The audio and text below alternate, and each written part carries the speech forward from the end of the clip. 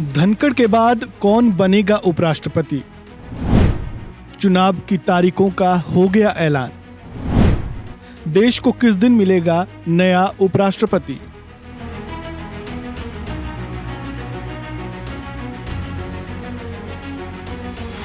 भारत को नए उपराष्ट्रपति मिलने की प्रक्रिया अब शुरू हो चुकी है।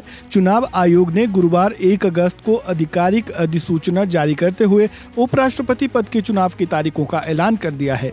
अगर आवश्यक हुआ तो मतदान 9 सितंबर को करवाया जाएगा।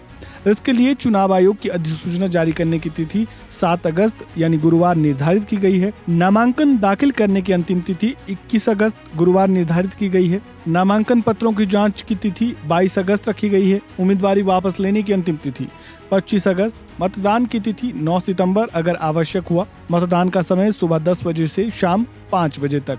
निर्वाचन आयोग ने बताया कि उपराष्ट्रपति चुनाव के लिए निर्वाचक मंडल की सूची भी तैयार कर ली गई है। इसके तहत केवल सांसदों को ही मतदान का अधिकार होगा, यानी लोकसभा और राज्यसभा के निर्वाचित सदस्य तथा राज्यसभा के मनोनीत सदस्य इस प्रक्रिया में भाग लेंगे। आयोग ने 1974 के राष्ट्रपति और उपराष्ट्रपति चुनाव नियम के नियम 40 का पालन करते हुए निर्वाचक मंडल की सूची तैयार की है। इसमें सभी सांसदों के नवीनतम पते शामिल किए गए हैं। ये सूची राज्यों और केंद्र शासित प्रदेशों के आधार पर वर्णानुक्रम में व्यवस्थित की गई है। जगदीप धनखड़ के उपराष्ट्रपति पद से इस्तीफा देने के बाद उपराष्ट्रपति चुनाव की प्रक्रिया को लेकर ईसीआई सक्रिय हो गया है। आयोग ने चुनाव के लिए रिटर्निंग अधिकारी के रूप में राज्यसभा के महासचिव को नियुक्त किया है। ये नियुक्ति विधि और न्याय मंत्रालय से परामर्श और राज्यसभा के उपसभापति की सहमति के बाद की गई है। इसके अलावा राज्यसभा सचिवालय की संयुक्त सचिव गरिमा जैन और निदेशक विजय कुमार को सहायक रिटर्निंग अधिकारी नियुक्त किया गया है।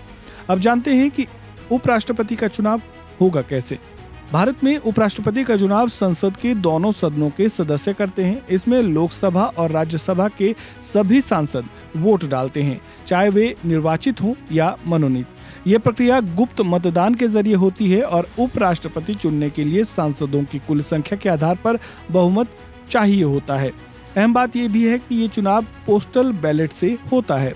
चुनाव में खड़े होने के लिए किसी भी व्यक्ति को कम से कम 20 संसद सदस्यों को प्रस्तावक और कम से कम 20 संसद सदस्यों को समर्थक के रूप में नामित करना होता है। उपराष्ट्रपति का प्रत्याशी बनने के लिए 15,000 रुपए की जमानत राशि जमा करनी होती है। नामांकन के बाद फिर निर्वाचन अधिकारी नामांकन पत्रों की जांच करता है और योग्य उम्मीदवारों के नाम बैलेट में शामिल किए जाते हैं। तो ये थी उपराष्ट्रपति चुनाव प्रक्रिया से जुड़ी पूरी जानकारी। आपको ये जानकारी कैसी लगी कमेंट बॉक्स में अपनी राय जरूर दें। वीडियो को लाइक करें, शेयर करें, चैनल को सब्सक्राइब करें और खबरों से जुड़े ताज़ा अपडेट के लिए बने रहें वन इंडिया हिंदी के साथ।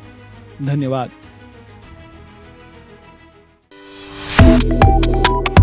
Subscribe to One India and never miss an update. Download the One India app now.